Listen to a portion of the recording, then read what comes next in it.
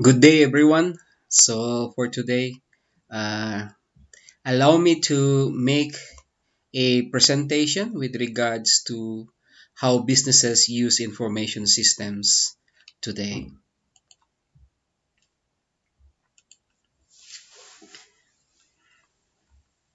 So, for the objectives of this presentation, we're going to define and describe business processes and their relationship to information systems. Describe the information system supporting the major business functions, sales and marketing, manufacturing and production, finance and accounting, and human resource. So evaluate the role played by systems serving the various levels of management in a business and the relationship to each other. Explain how enterprise applications and intranets promote business process integration and improve organizational performance. And lastly, assess the role of information systems function in a business.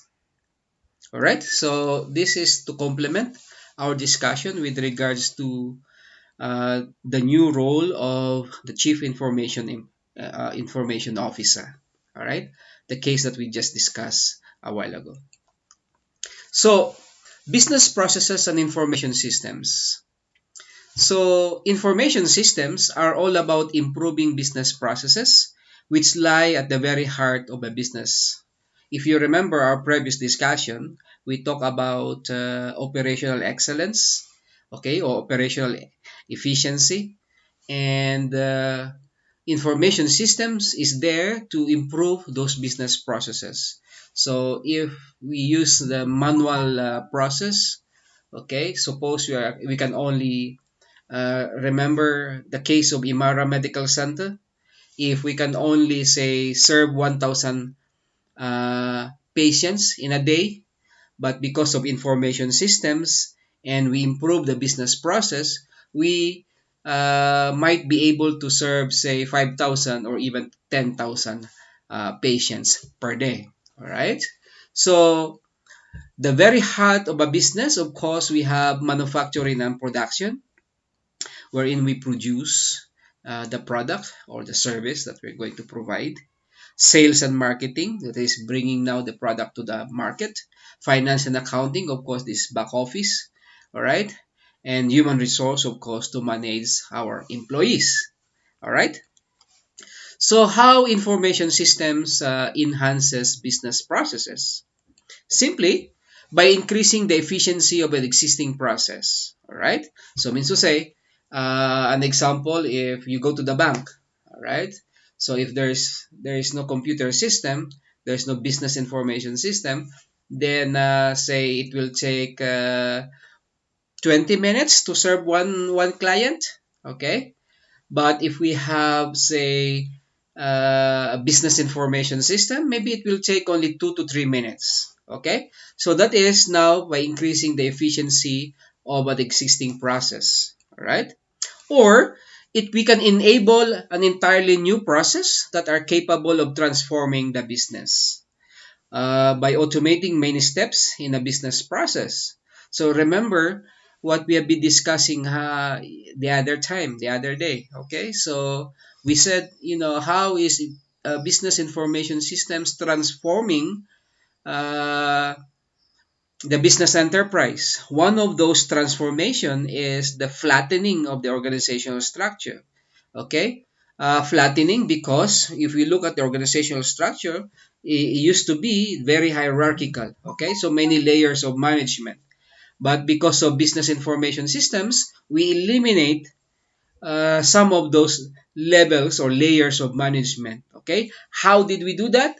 By simply enabling entirely new processes that are capable of transforming the business. And one of those transformation, of course, we flatten the organizational structure. All right. So we automate many steps in a business, or we can change the flow of information. In the past, maybe it's very sequential. Today it could be multi-access, multitasking, multi-programming. Okay, so making it possible for many people to access and share information. So in the past we can only say one at a time, but today multi-access. Okay, and then multi-transaction, multi-programming, multi-processing. So replacing sequential steps with tasks that can be performed simultaneously in parallel. All right. So gone are the days wherein you have to do it sequentially. So you can simultaneously perform these tasks in parallel. And then eliminating delays in decision making. Right? So remember, one of the objectives why information systems are being implemented in organizations is because managers wanted to make better decisions. All right? And eliminating delays is one of those. So there are many types of business information systems. Let's us first talk about functional business information systems. So with regards to the sales and marketing systems, okay, say order processing, okay, this is for operational management and employees. So when clients order items, products, so our operational managers and employees will be able to process those orders. Okay. For middle management, of course, we have pricing analysis. The middle managers, okay, will be able to analyze your pricing vis-a-vis, of course, your competitors. Okay. And then sales trend forecasting for senior management, those at the top. All right. They will be able to forecast the trends with regards to sales. Remember when we were talking about Imara Medical Center, this is one of the reports that Dr. Onyango would want to get from his business information system. But because his old system is unable to do it, then he's not getting this report. All right. Whereas for manufacturing and production information systems, we can have a machine control.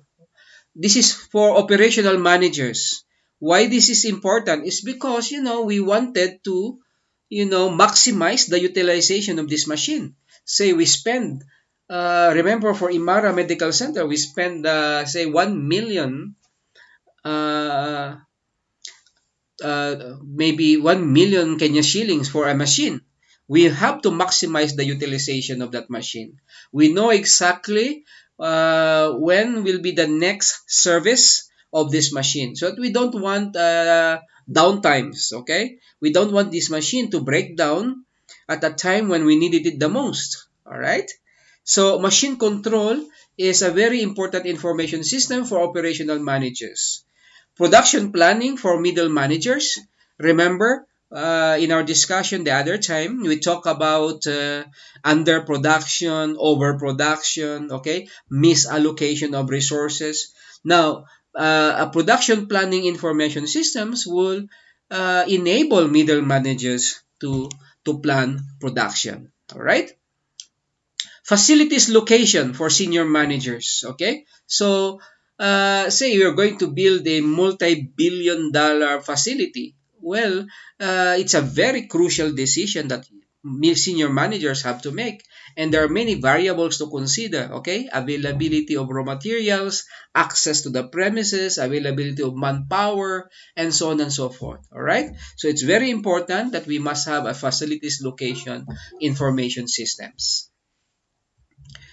For finance and accounting, accounts receivable and accounts payable. These are for operational managers. Okay, so it's very important that we should attract accounts receivable, those people who owed us money, and of course accounts payable, those money that we owed to our suppliers. Okay, budgeting for middle managers. Okay, so example, each department has its own budget and we have to monitor that budget. Okay, and profit planning for senior management. It is very important that we should be able to plan for profit. So now, do we have to pay dividends to our shareholders? Are we going to use this profit to expand These are the kind of questions that profit planning information system should be able to provide senior management. All right. For human resource, we have so many information systems in human resource. One is training and development. Okay, this is for operational managers. It's very important that we need to monitor the training and development of our people. Why? Because remember, they cannot perform their job. Remember when in the case of Imara Medical Center, wherein the employees are not computer literate. So therefore, we need to plan for training and development. All right. Compensation analysis. All right. So we need an information system for middle managers to be able to analyze compensation. Why? Because we have to be competitive. Remember, if our compensation is not competitive, with regards to other companies in the industry, we might lose key personnel. All right. And then human resources planning. All right. For senior management, of course, we need to plan for succession planning because we cannot afford that when people retire or leave the organization, there is no one who will replace him or her. All right. So it's very important that we need to plan our human resource so that now if we plan for expansion, we have ready available people who can take those positions. All right.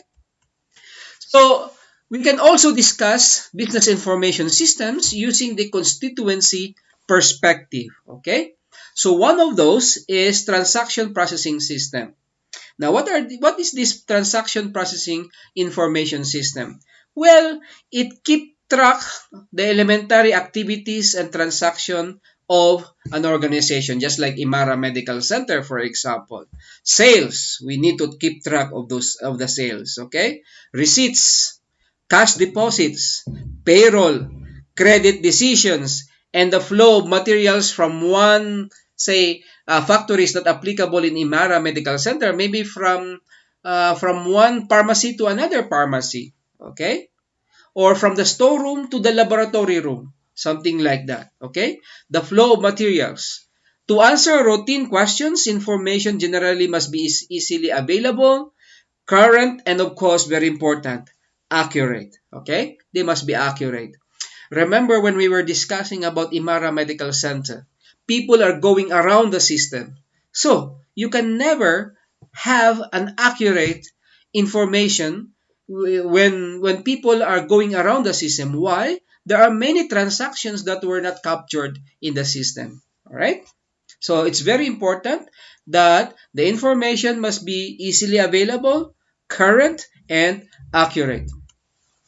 And then also we have management information systems and decision support systems. These are for middle managers. So middle management needs systems to help with monitoring, controlling, decision making, and administrative activities. Okay? So the principal question addressed by such systems is this: are things working well? Okay? Are things working well? Do we have enough cash? Do we have the budget? Okay. How is our accounts receivables and our accounts payables? So that now it can help middle managers in decision making. All right. MIS provide middle managers with reports on the organization's current performance, sales. Okay. How is our sales compared to our projected sales? Okay. How is our sales this quarter compared to last quarter? All right.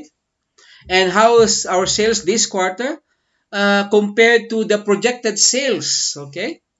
How is our sales for this quarter compared to our sales last year on the same quarter? So these are the kind of reports, okay, that middle managers may want to get from these information systems. And of course, we have decision support systems, support non-routine decision making for middle managers. So DSS, or the decision support systems, answer questions as what would be the impact on production schedules if we were to double sales in the month of December. Okay, so what's the impact on production schedules if we are to double sales? So means to say, are we going to add an additional shift? Okay? Are we going to have overtime? Okay? Remember, we have to double the sales in the month of December. So therefore, we have to produce more. Okay? So, but we have also to consider our capacity. Okay? The capacity of the factory. So what would happen to our return on investment if a factory schedule were delayed for 6 months? You see, these are the kind of questions decision systems, support systems will be able to give or answer and provide to middle managers. All right, isn't it that very important? Yes, it's very strategic. It's very important for decision making. And of course, we have executive support systems. These are for senior management. It will help senior managers make these decisions. So, executive support systems will address non-routine decision requiring judgment, evaluation, and insight because there is no agreed on procedure for arriving at a solution. So this ESS, so the Executive Support System, will provide a generalized computing and communications capacity that can be applied to a changing array of problems. Let's have an example of an executive support system. Okay, so the CEO of Linear Health Products. This is the largest manufacturer of private label vitamins and supplements in the US. All right. So this CEO has an ESS that provides on his desktop a minute-to-minute view of the company's performance as measured by what? Working capital, accounts receivable, accounts payable, cash flow, inventory. So if you have this information on your dashboard, okay, or your desktop, of course, if you are the CEO, you should be able to make a decision immediately and accurately, okay? So very timely and of course with precision and with accuracy. Next, another information system is an enterprise resource planning system. Remember when we were reading and discussing about Imara Medical Center? So the business information system that Dr. Onyango is wanting to implement was actually an enterprise resource planning system. All right. So what is an ERP? It collects data from various key processes, okay, and in manufacturing and production, finance and accounting, sales and marketing, and human resources, and then store that data in a single central data repository. All right? So that now this makes it possible for information to be shared across the company. So remember, about the kind of information that we should be able to provide. Okay, it should be readily available, it should be current, and it should be accurate. Okay, so some of the common ERP providers, we have SAP or SAP, we have Oracle, we have JD Edwards, we have Microsoft Navision, and many others. All right, so these are just examples of an ERP. Now, what are the benefits of an ERP? Well, so many. One is speed in communication throughout the company. All right? Make it easier to coordinate daily operations. How? Example, when a customer places an order, the order transaction triggers the warehouse to pick the ordered products and they will schedule now shipment. Okay? Number two, the warehouse will tell or inform the factory to replenish whatever is depleted. Okay? And then number three, accounting department is notified to send an invoice to the customer. All right? And number four, customer service representative will track the progress of that order through every step to inform customers about the status of their orders. You see now, many different departments working together to serve a client, to serve an order, okay, to fulfill an order. And of course, what's the end result of this integrated, seamless coordination of these daily operations? Of course, we're going to lower our costs, we're going to increase our sales, we're going to serve our customers better, and of course, now the bottom line is we're going to increase our profits. All right? And of course, there are also disadvantages of implementing an ERP. Number one, we can be locked into relationship by contract and manageability with the vendor. Okay, so a contract can hold the company to the vendor until it expires, and it can be unprofitable to switch vendors if switching costs are too high. Remember, with regards to Imara Medical Center, if it was successfully implemented, indeed they were successful after 3 months, but they went bankrupt anyway. Okay, remember, it took them 30 million Kenya shillings to implement a system. All right. So it will be very, very difficult to abandon that system and then shift to another system if you don't like anymore the existing system. All right. Number two, inflexibility.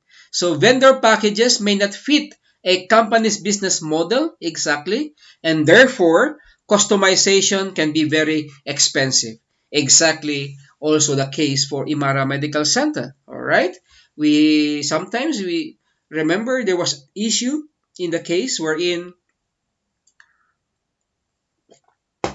the vendor said we can Kenyanize the system because it was developed in South Africa. Okay, so customization can be very expensive. All right. Number three, return on investment may take too long to be profitable. Okay, so in some companies, after spending say 2 billion Kenya shillings, it will take too long to be profitable. And number four, ERP implementations have risk of project failure. As you have seen in the Imara Medical Center, it was a complete failure. All right? So those are the disadvantages. And in ERP implementation, we have to remember or cognizant of the toy box effect. Okay? What is a toy box effect? Have you played Lego in the past? Okay. Lego. If you open the box of the Lego, there are so many parts and you can recreate, okay, many communities using the Lego toy box. Okay. So the same is true with ERP implementation. The ERP is so rich in terms of functionality, we might be implementing uh, modules or functionalities that we may not need. Okay, so be very careful about the toy box effect. Okay, so what is the key to solve toy box effect? We have to be very clear with our user specifications. We know exactly what we need because the vendor, the software vendor, is there to sell the software. All right. So if we are not clear about the modules, the functions, the requirements that we would require, we might be a victim of toy box effect, and then we end up, spending more. Number two, in ERP implementation, we have to ensure integrity because it is critical. Okay, remember, our system is already integrated. Okay, so this is the scenario. The information needs to be put into the system or there will be a domino effect. Okay? That's why you remember, by the way, at Imara Medical Center, why are we having double invoicing, no billing, double billing? It is because of this. Data integrity becomes critical. Okay? Example, a stock is moved from warehouse A to shop floor B. Okay? And the information is not put into the system. Remember in Imara, people are going around the system. So it is possible that the information is not put into the system, right? So the system will tell someone to get the material from A, and then when it is not there, they have to go looking. At the same time, it is telling someone else to put new material in B, but B is full because remember we removed the stock from A to B. The first person finds the original material in B and logs it into the system. We now have double the quantity in the system again, and it doesn't reorder. And so it goes on and everyone is blaming the system. Okay? This is exactly what happened to Imara Medical Center. All right, people are blaming the system. It's because many people, are going around the system, and this is the end result. So things have to be done consistently. So the system is going to determine how we do things in all locations. So it means to say we have standardized our processes, we have standardized our operation. So even one location, special treatment may not be possible anymore without changing the configuration of the system. Example, if the credit limit is 30 days, credit term is 30 days, you can no longer give 45 days or 60 days unless we change the configuration of the system.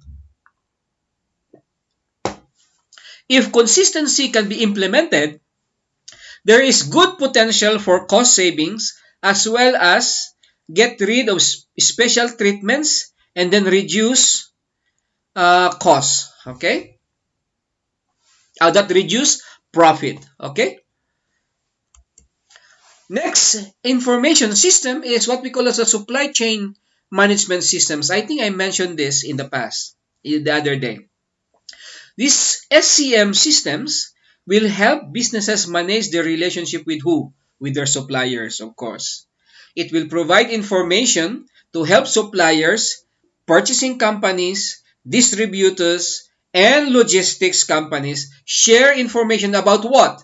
Orders, production, inventory levels, and delivery of products and services so that they will source, produce, and deliver goods and services efficiently or smoothly, just in time. Okay? Remember what we discussed the other day. Just in time. So the supply chain management system will actually enable the company to manage the relationship with the supplier. So how do supply chain management system provide value for a business? Of course, the ultimate objective of a supply chain management system is to get the right amount of their products from their source to their point of consumption with least amount of time and with the lowest cost. All right? Least amount of time and the lowest cost. Remember, we need to deliver just in time. And remember, we need to provide products with very competitive prices. Okay? So SCM or supply chain management systems, by the way, could be really very useful to the business. Next is customer relationship management systems or the CRM. All right. So if you remember in our previous discussion, we talked about customer intimacy. The other side of that is supplier intimacy. Okay. So the supply chain management system, okay, SCM, okay, supply chain management system will help us develop an intimate relationship with our supplier. Whereas customer relationship management system will help us develop intimate relationship with our customers. Okay? How? It will help companies manage the relationship with customers by providing what? Information to coordinate all of the business processes that deal with customers in sales, marketing, and service to optimize revenue and customer satisfaction and customer retention. All right? So that now we are speaking the same language when we are dealing with the same customer. All right?